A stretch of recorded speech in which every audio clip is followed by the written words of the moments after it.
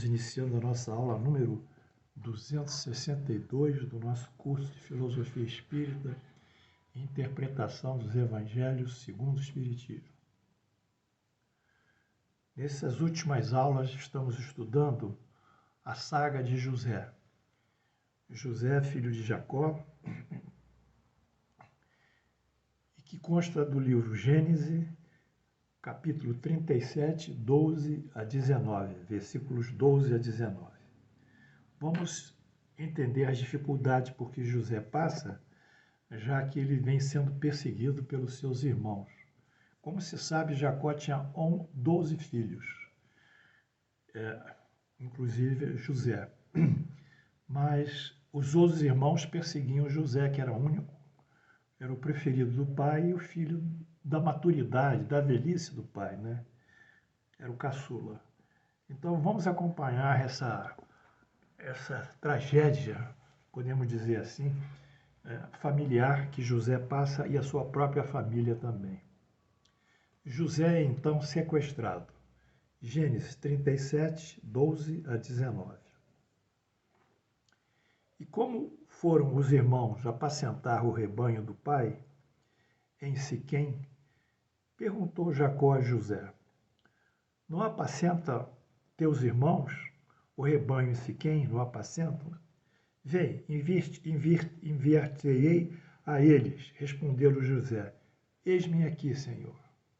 Disse-lhe Jacó, o pai: vai agora e vê se teus irmãos estão efetivamente apacentando o rebanho. Assim enviou José ao vale do Hebrom, e ele foi mais além a Siquém. E um homem encontrou José, que andava errante pelo campo. Ele perguntou: que procuras? Respondeu José: procuro meus irmãos. Dize-me onde apacentam eles o rebanho. Disse-lhe o homem: foram-se daqui, pois ouvi-os dizer: vamos a Dotã. Então, seguindo José atrás dos irmãos, os achou em Dotã. De longe o viram os irmãos, e antes que chegassem, conspiraram contra ele para o matar, e diziam um ao outro: vem lá o tal sonhador. Nós vimos isso, sonhador, porque na aula anterior José tinha tido 2 sonhos, nós interpretamos isso de uma forma exaustiva, os sonhos à luz da doutrina espírita, à luz da psicanálise, à luz da psiquiatria, enfim, numa função, uma interpretação multidisciplinar. E esses sonhos acumulavam José como o líder dos 11 irmãos. Os irmãos não aceitariam. Inclusive José era o caçula. Então já havia essa animosidade, já havia esse tipo de agressividade contra José. E diziam um ao outro: vem lá o tal sonhador. O desejo de matar José surpreende seus irmãos guardarem tão baixo e deplorável sentimento, como irmãos consanguíneos. Como irmãos consanguíneos podem ter tamanho ódio ao ponto de querer matar José. Como é possível isso? Essa animosidade, essa agressividade, essa hostilidade. Mas o Espiritismo estuda isso. Vamos ver um texto aqui do Evangelho segundo o Espiritismo: parentesco corporal e parentesco espiritual. Parentesco corporal e parentesco espiritual. Primeiro, os laços de sangue não determinam forçosamente os laços entre os espíritos. Quer dizer, o fato de os indivíduos serem irmãos não significa que eles tenham afinidade, né? Porque, como diz aqui o espírito comunicante, são os laços sanguíneos, é o processo de formação do corpo físico, que vem através dos pais. Então, essa identidade consanguínea, e nós diríamos hoje modernamente genética, ela não repercute necessariamente sobre uma identidade de ordem espiritual, de ordem moral, de ordem intelectual, etc., de caráter. Portanto, nós temos que entender, para quem tem família, tem hostilidade, problemas na família, que nós estamos, à luz de José, entrando nesse problema familiar comum a tantas e tantas famílias. Primeiro, Os laços de sangue não determinam forçosamente os laços entre os espíritos. Segundo, o corpo procede do corpo, quer dizer, reproduz-se. Mas o espírito não procede do espírito, porque já existia antes da formação do corpo. O Espiritismo diz, numa pergunta do Livro dos Espíritos, numa resposta, que os espíritos foram criados simples e ignorantes. Simples, porque não têm nenhuma experiência de vida, e ignorantes, porque não têm conhecimento. E a partir, vamos supor, desse status zero, desse início zero, é que eles vão exercitar pelo seu livre-arbítrio a sua vontade, a sua autonomia, a sua autodeterminação, as experiências da vida e vão adquirir conhecimento, experiências, vivências, enfim, vão amadurecendo gradualmente. Mas a criação dos espíritos, como consta no nosso Livro dos Espíritos, foi feito simples e ignorante, e quem criou os espíritos foi Deus. Então a criação dos espíritos é um defluxo de Deus. E até os espíritos, a criação dos espíritos constituem um axioma da existência de Deus, não é? Porque Deus, criando os espíritos, eles tinham que existir, né? E nesse sentido, então, a parentela corporal ela fica limitada, né, a essas condições, eu diria, fenotípicas, genéticas, etc. E genotípicas. Portanto, os laços de sangue não determinam forçosamente os laços entre os espíritos. Isso é a premissa que nós temos que guardar. O corpo procede do corpo, mas o espírito não procede do espírito, porque já existia antes de ser criado. Não é o pai que cria o espírito do seu filho. Ele só oferece, segundo aqui o comunicante, o invólucro corporal, quer dizer, ele só oferece as condições genéticas, né? Os genomas propriamente dito, a estrutura físico, morfológico e fisiológico do indivíduo. Os espíritos que encarnam na mesma família, aí é o problema familiar, principalmente os parentes próximos, são, na maioria das vezes, espíritos que se simpatizaram unidos por relações anteriores. Quer dizer, um grande contingente de pessoas muito próximas na família são espíritos simpáticos, espíritos afins, que já viveram em encarnações anteriores de uma forma comum. Que se traduzem essas simpatias por afeição que nutrem reciprocamente na vida terrena. Então, eles têm amizade, têm amor, têm um sentimento de afinidade espontâneo. São essas relações que denotam a existência das relações de vidas passadas. No entanto, pode acontecer que esses espíritos sejam estranhos uns aos outros. Quer dizer, a um determinado momento, que é um espírito que não tem afinidade com os pais, ou não tem afinidade com os irmãos, é como se fosse um estranho naquela pequena família. Separados por antipatias igualmente anteriores, aí deflui de vidas anteriores antipáticas, que se traduzem da mesma forma por antagonismo na Terra, para lhe servir de prova. Então, nós criamos aqui, exteriorizamos dois conceitos principais para os queridos alunos. A família é formada por espíritos simpáticos, que são afins, que têm identidade de valores morais, intelectuais, culturais, comuns, e tem espíritos que, às vezes, são indivíduos totalmente estranhos àquela família, que são antipáticos aos valores morais, intelectuais, espirituais, etc. Essa é a razão de crises familiares, em que os pais não entendem os filhos e os filhos não entendem os pais.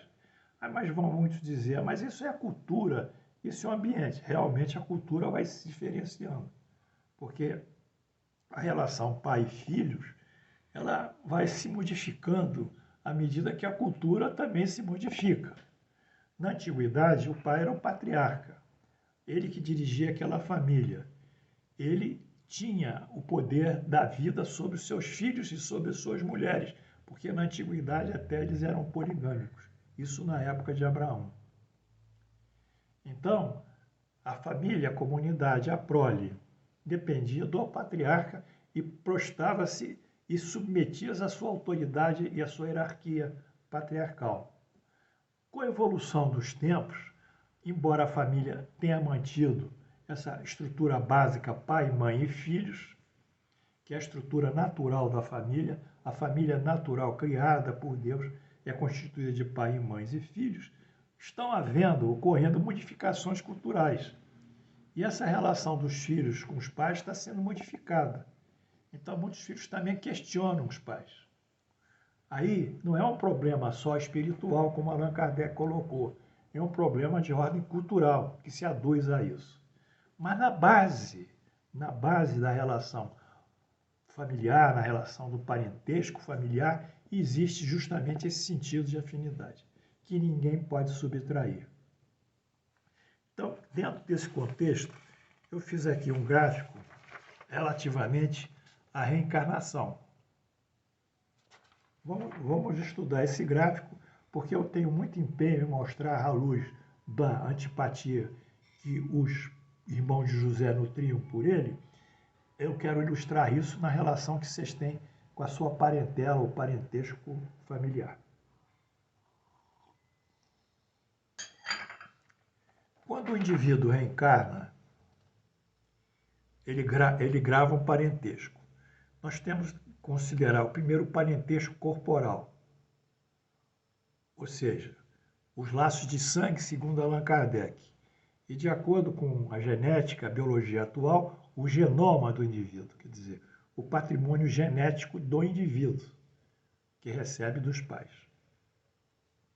E há um parentesco também espiritual, que não é considerado pela genética no espiritismo, mas é considerado pelas afinidades espirituais, que são os laços de famílias espirituais. Portanto, nós temos aqui um patrimônio genético, os laços de sangue, e um patrimônio espiritual, as afinidades espirituais, os juízos de valor, os interesses espirituais.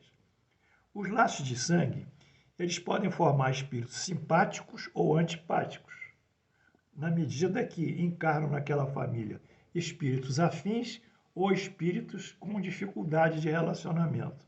Então, o sangue, ele forma espíritos simpáticos e antipáticos. Tem alternativa. Mas os laços da espiritualidade, ela vai formar, quando tem essa família espiritual, ela vai formar os espíritos simpáticos afins. Então, a família corpórea, ela pode gerar filhos simpáticos e antipáticos, filhos afins ou não, ou discordantes, mas a família espiritual ela é sempre marcada pela afinidade. Quer dizer, o genoma, ilustrando aqui um pouquinho esse texto, fazendo um reducionismo biológico para o termo genoma, do meu pensamento, eu posso dizer que o genoma, quer dizer, da família espiritual, são as afinidades que tem. Portanto, essas afinidades, quando a família corporal, esses espíritos antipáticos nascem na família corporal, eles produzem 3 tipos de reações. Produzem as provas, que as pessoas vão ser testadas, os parentes, produzem os sofrimentos, que é as provações, e produzem até as dores maiores, que se agudizam até corporalmente. Então, os espíritos antipáticos, eles encarnam no sentido de dar um sentido progressista à relação daquelas parentes com ele mesmo, para poder superar as dificuldades existentes do ponto de vista moral, porque o espírito é construtivo, ele é progressivo. Tudo vem para o bem, nada vem para o mal. Tudo vem para o progresso e não para o retrocesso. Daí o espiritismo não tem inferno, não tem penas, não tem expiações no sentido de culpa. Ele tem só uma visão de dinamicamente levar o indivíduo a condições melhores. É isso que o espiritismo faz. Então, esses espíritos antipáticos, eles são alavancas de propulsão construtiva através das provas, provações, expiações no núcleo familiar. E os espíritos simpáticos que encarnam, que já têm uma afinidade muito forte, eles vão dar a essa família o sentido da fraternidade e da solidariedade. Portanto, nós podemos sintetizar as famílias corpóreas no seu epílogo, aquelas que estão sofrendo as necessidades de provação, aquelas que sofrem provação, provas e expiações, ou aquelas que estão vivendo o clima de fraternidade e de solidariedade. Obviamente, essas são as famílias felizes. Eu espero que vocês entenderam isso, porque dentro do Espiritismo tudo é lógico e tudo segue uma razão.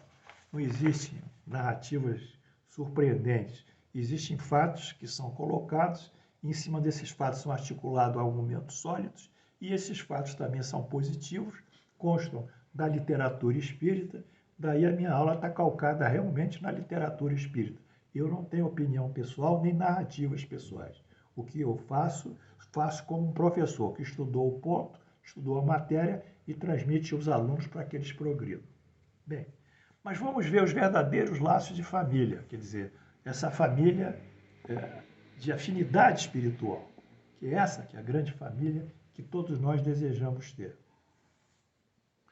Os verdadeiros laços de família não são, por conseguinte, os fixados pela consanguinidade, quer dizer, pelo genoma, claro, mas os firmados pela simpatia, pela comunhão de pensamentos, que unem os espíritos antes, durante e após sua reencarnação.